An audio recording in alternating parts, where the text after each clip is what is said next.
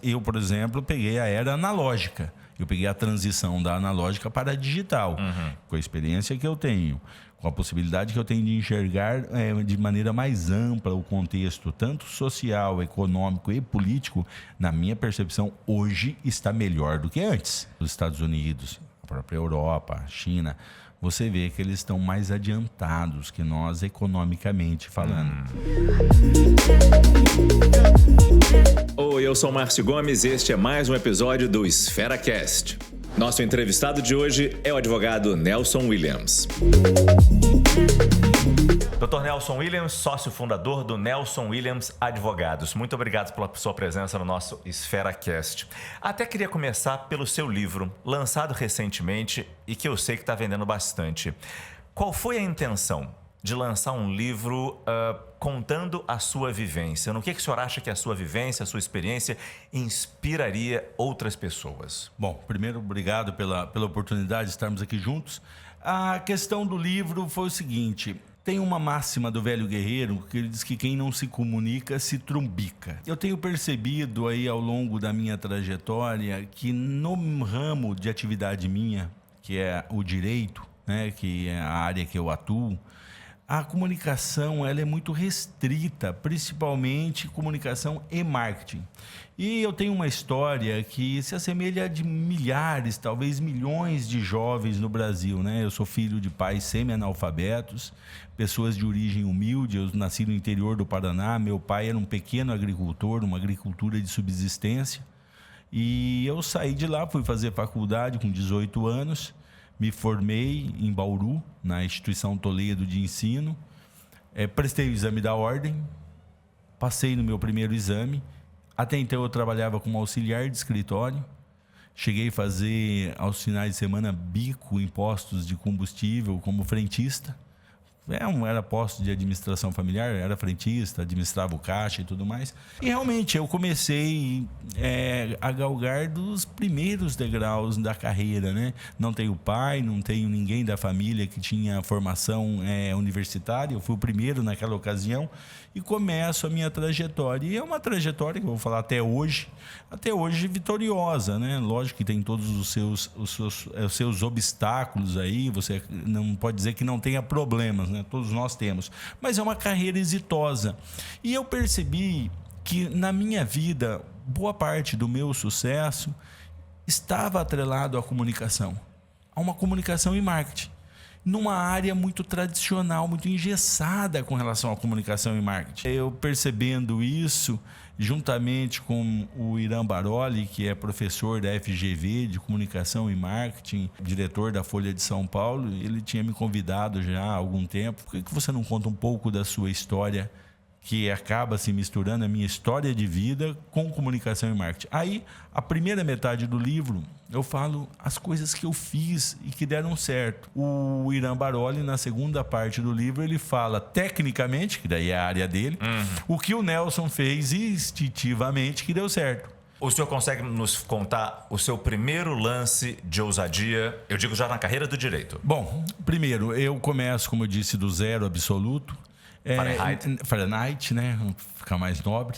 E quando eu começo minha carreira, eu começo com pequenos empresários. Na época eu congregava na primeira igreja batista de Bauru. E ali tinham pequenos empresários. E eu sempre fazendo contato com eles, eu tinha amizade com eles, né? E eu me passa alguma coisa, me transmite alguma coisa para que eu possa cuidar para você. Era uma ação trabalhista, era um acidente de carro, era uma cobrança de nota promissória, era uma assustação de protesto. O senhor pedia trabalho? Pedia trabalho. Então, das 8 às 16 eu fazia o quê? Fazia as petições, as defesas e tudo mais. Das 16 em diante, normalmente eu visitava esses irmãos da igreja para pegar alguma causa e imediatamente pedia que eles me indicassem alguns amigos. Então eu começo assim, levei um ano para comprar meu primeiro carro. E aí, uma Panorama da Fiat, isso eu estou falando em 1995, essa Panorama era em 1982, então ela era bem velhinha. Então, ali eu começo minha carreira e ela foi exitosa. Antes dos 30 anos, eu estava trocando meu primeiro avião no segundo avião. E isso em Bauru. Por que é importante destacar aqui isso em Bauru? Bauru tem uma das faculdades mais tradicionais do interior paulista, que é a ITE. O Michel Temer, o professor Michel Temer, foi meu professor. o Saulo Ramos era oriundo da IT, o André Mendonça, o ministro do STF, é meu colega de turma. Então, é uma faculdade tradicional onde a grande maioria dos estudantes de direito, eles são filhos de advogados, de promotores, de juízes, de empresários da região. E todo mundo ali é de alguma maneira, ligado à área. Mas deixa eu perguntar para o senhor uma coisa. O senhor está me contando essa história desde a sua origem, difícil, 0 Fahrenheit, compreendo perfeitamente. Mas era um momento diferente do país. Agora, neste momento diferente que vivemos, está mais fácil ter histórias como a sua? Eu sei que depende muito da pessoa, da vontade e da ousadia, como o senhor bem coloca. Mas o país como um todo dá estrada, dá apoio para pessoas assim terem sonhos e conquistarem esses sonhos? Eu acredito na inspiração, né? Eu procuro ser inspiração para os jovens, né? Para aqueles que estão iniciando, para aqueles que já têm, de certa maneira, uma carreira iniciada, tudo mais. Mas cada um tem as suas peculiaridades. Eu sempre, quando eu estou discursando ou fazendo alguma palestra para jovens advogados, estudantes e tal, eu sempre coloco isso. O Nelson conta a história dele, mas cada um vai construir a sua. Cada momento são oportunidades diferentes. Eu, por exemplo, peguei a era analógica. Eu peguei a transição da analógica para a digital. Esta moçada que hoje está iniciando suas carreiras, sua vida profissional, eles já pegam a era digital, a era da comunicação. Hoje é muito mais fácil você se comunicar. Agora, isso é para o bem ou para o mal. Se você se comunica errado, você também pode ser prejudicado. Mas então, existem mais ferramentas. Existem mais ferramentas, os desafios são outros, né? Mas cada época tem seus desafios. Agora, é importante mostrar que é possível você superar os desafios. O Nelson Williams superou os desafios, outros também podem superar os desafios. Então, a ideia é o quê? É ser inspirador. Eu procuro, de certa maneira, aqueles que me acompanham nas redes sociais sabem que a minha vida é meio reality show. Eu procuro mostrar a minha realidade do dia a dia. Até isso já me rendeu alguns problemas, né, de interpretação. Isso é uma ostentação. Nas redes sociais o senhor é bastante assíduo. Mas não vou falar assim, as pessoas, isso, Nelson, é muita ostentação. Eu não ostento nada, eu mostro o que é. Agora, isso é grandioso. É o que é. Eu não estou ali mentindo e também não estou fazendo isso com intenção de me colocar como melhor que os outros, ou no sentido de querer diminuir os demais. Eu quero, na verdade, ser motivo de inspiração. Mas quando eu perguntei para o senhor se o momento é diferente do país, se facilita ou não, o senhor foi pela comunicação. Eu pergunto pela economia, pelo país em si. As coisas estão mais fáceis para as pessoas que tentam ousar como o senhor ousou? O senhor foi de uma faculdade pública, o senhor veio da faculdade pública. A gente sabe o quão difícil muitas vezes é para entrar numa faculdade pública no nosso país. Desde quando eu iniciei a minha carreira, hoje até menos, eu só ouvia falar em crise. É crise disso, crise daquilo. Porque lembre, a gente pega ali o começo do Plano Real. Sim. Ou seja, durante a minha faculdade, eu peguei a época da inflação ainda galopante. Então, aquele momento, na minha percepção, era mais difícil do que hoje. Nós temos mais estabilidade hoje econômica e até mesmo política do que na minha época de início.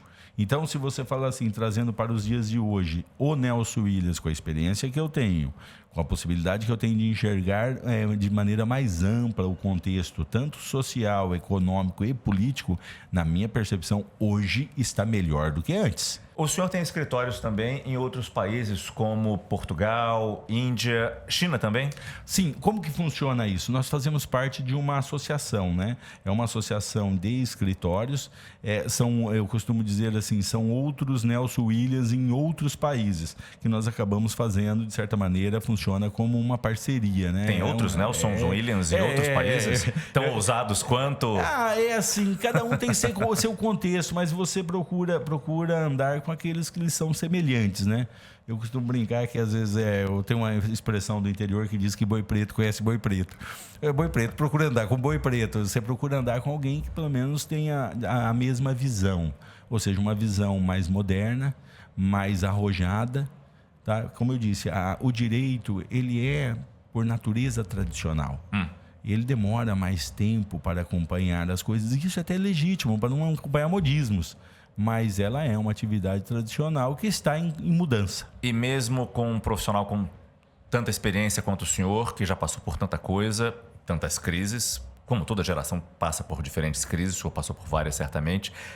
O que se aprende dessas experiências internacionais? O que o senhor já olhou para a China, para Portugal, para a Índia e conseguiu trazer ensinamentos para o senhor? Quando você tem essa oportunidade de conhecer outras culturas, há um aumento de discernimento. Você vai vendo aquilo que deu certo. O que tem muita gente hoje, principalmente se você olhar, por exemplo, os Estados Unidos, a própria Europa, a China, você vê que eles estão mais adiantados que nós economicamente falando. Então é uma cultura mais adiantada. E o que você faz? Você procura absorver isso e levar para o Brasil para colocar em prática e adaptar à nossa realidade. Existe uma máxima, né, atribuída erroneamente a Charles Darwin, que diz que não é o mais forte, não é o mais inteligente, é quem se adapta, é que sobrevive. Nós vivemos uma sociedade em constante mudança. Nós todos, o direito, o jornalismo, o contexto geral, todos nós temos que nos adaptar a novos tempos. Então, quando você vai para esses países, observa essas culturas que estão, sim, mais adiantadas que nós, né, você acaba trazendo conhecimento e coloca em prática no Brasil. A gente sempre pode aprender mais, né? Não interessa onde a gente está, é verdade. Exato. Estamos no minuto final da nossa entrevista e neste momento, nesse cronômetro aqui, vai se marcar 1 minuto. Serão 5 perguntas básicas para todos os entrevistados e aí eu espero que o senhor consiga responder neste 1 minuto. Podemos começar? Vamos lá, então. Qual característica sua te fez chegar onde você está hoje profissionalmente? Não falarei de uma, falarei de 3. Coragem, resiliência e planejamento. O que você faria de diferente na sua carreira? Há muitas coisas, né? Quando você envereda por determinados caminhos nunca antes percorridos, que foi meu caso, você não tem como não cometer erros.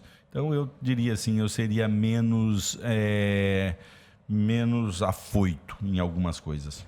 Se você fosse presidente e tivesse todo o poder nas mãos, qual lei sancionaria amanhã? Eu daria maior liberdade econômica no país e menos interferência estatal. Qual o principal desafio do Brasil hoje? Superar as nossas desigualdades sociais. Quem é a figura brasileira que mais te inspira e por quê? Brasileira que mais me inspira? São os empreendedores, né? Eu posso citar João Adib, por exemplo.